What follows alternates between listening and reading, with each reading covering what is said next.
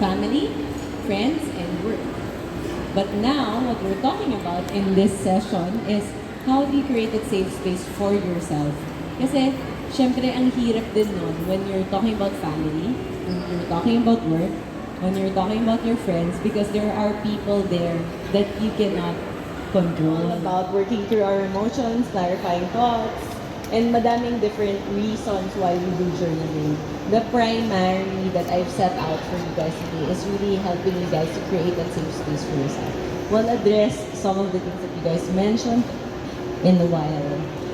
So why keep a journal? It's, for me, these are 5 things.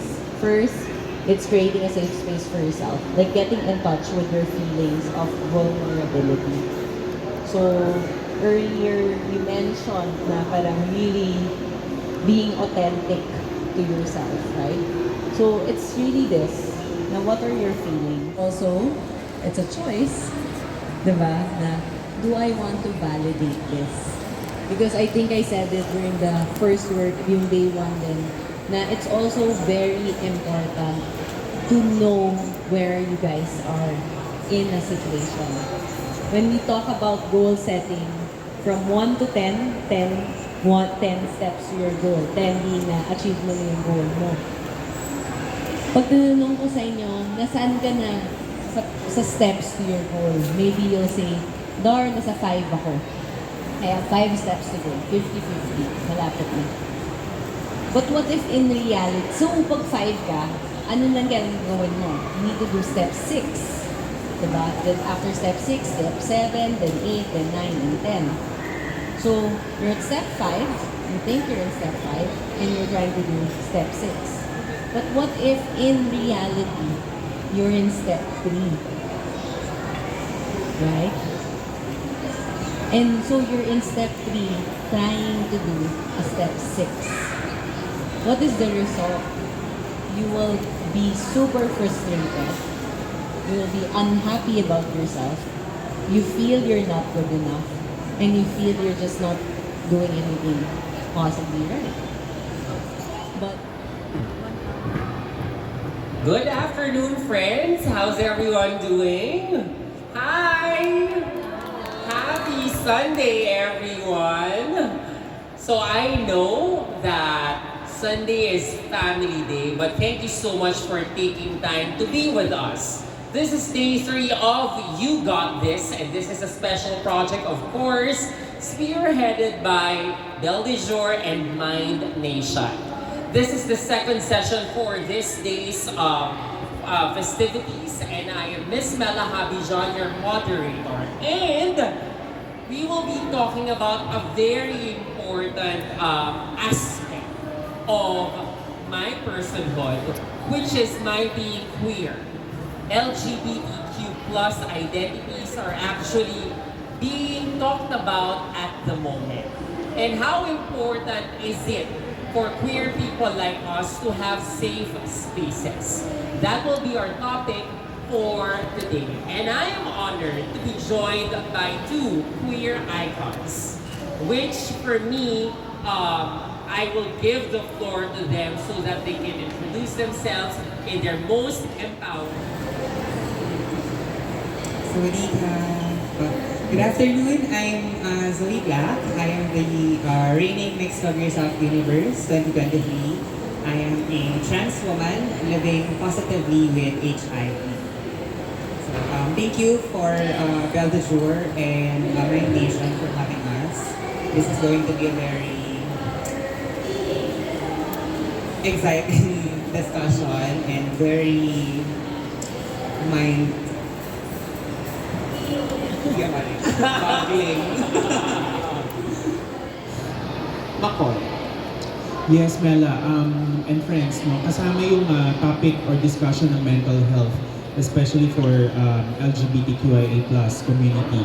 Because even me, when I was still young, nung ina-explore ko pa kung ano ba talaga ako, kung straight ba ako o hindi, nakaka-experience ako ng mga microaggression, no? Not just only sa school, but also sa mga family members. Halimbawa, kapag kami mga family reunions. And of course, as a kid before, wala akong idea how to talk about it, no? Of course, yung parents ko naman, since hindi pa ako ganun ka-open to talk about it, nahihirapan akong i-open sa kanila yung discussion. But as we grow old, may mga factors na yung mga traumas natin nung pagkabata, nakakapagpa-contribute siya. Especially here in the Philippines, di ba kapag bakla ka o tomboy ka, maraming mga microaggression na minsan ang mga tao hindi nila na-realize na okay, microaggression na pala ito. Tayo as a queer person. Mapunta naman tayo dito kay Zoe. How about you, Zoe? Was it hard for you to deal with you being trans? And did it take a toll on your mental health?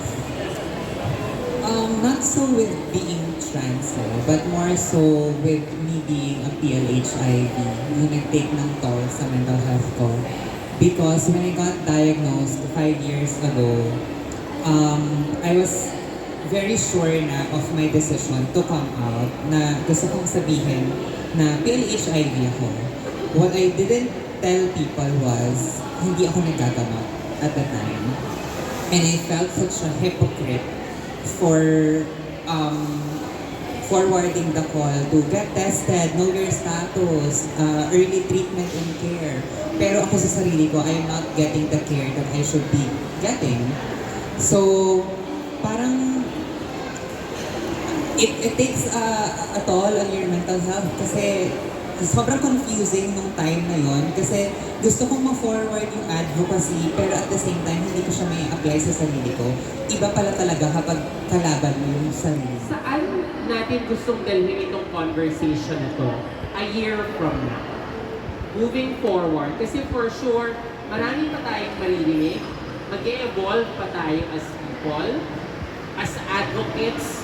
A year from now, where do we want to bring self-love, queer identity, and safe space as a conversation?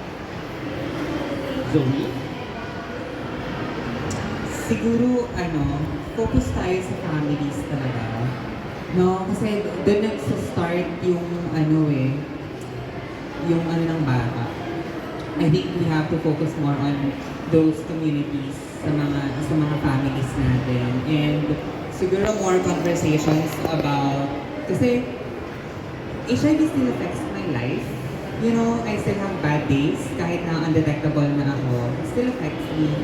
And nahihiya akong magsabi na na-apektuhan pa ako, na parang kinu-question ko na yung sarili ko na am I still allowed to be weak when I've established this facade na super strong na very inspiring na siya, motivational. So parang I don't get to be weak, to be vulnerable anymore. And I think yun yung mas, those people, yung mga akala mo, they've had it all together. We cannot assume it by default na they have it all together. So siguro yung support to those people also. Thank you so much, Zoe. McCoy? Para sa akin, same with Zoe, no? It all starts in the family, and then therefore after family, schools, no? There has to be a way wherein in the near future kailangan ang self-love, mental health, kailangan reproductive health even, or sexual health even, kailangan i-discuss ng maayos sa paaralan.